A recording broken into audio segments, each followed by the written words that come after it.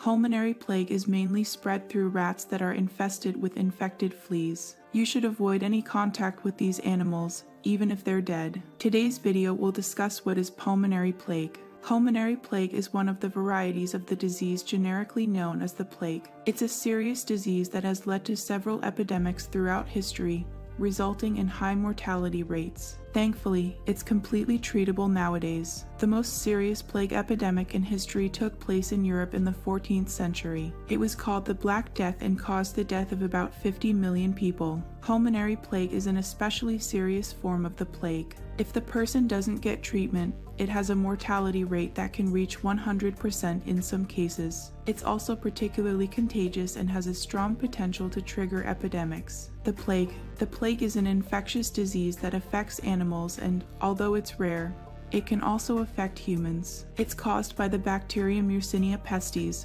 which can be found in rodents and their fleas. Currently, there are several outbreaks of the disease in different parts of the world. The disease is most commonly transmitted between animals and humans through bites from infected fleas. People and animals also transmit it by direct or indirect contact. The bubonic plague. This is the most common type. It corresponds to cases in which bacteria get into the body through a flea bite or through a cut or abrasion on the skin. It affects the lymphatic system. The septicemic plague. When the bubonic plague is left untreated and bacteria accumulate in the bloodstream, it causes septic shock. This can lead to the septicemic plague. Pulmonary or pneumonic plague. This occurs when the bacteria lodges in the lungs. It's the most virulent form of the plague. If you don't treat it quickly enough, it can lead to death.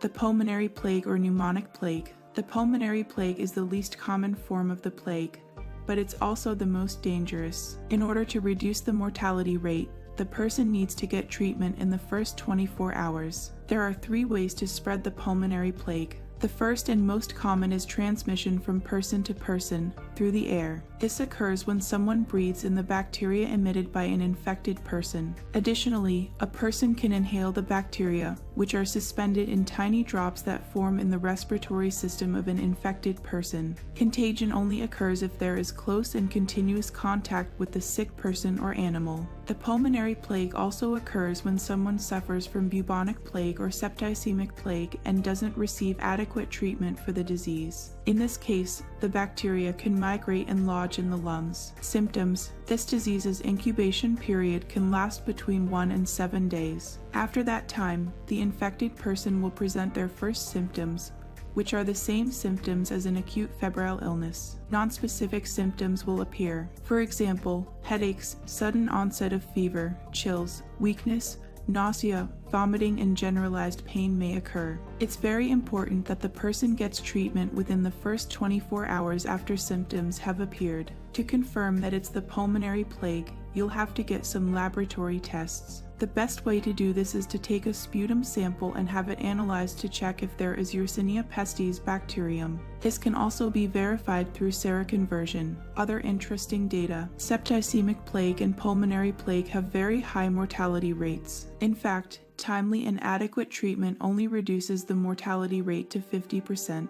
That's why surveillance and disease prevention is so important. The best way to avoid this disease is to control the rat population. Try to not come in contact with these animals or with their dead bodies. If there's an infected person, they should remain isolated to keep the disease from spreading any further. The World Health Organization doesn't recommend vaccination against the plague. In fact, there's no real evidence that the vaccine has any efficacy. What you think of this important information, let me know in our comment section below.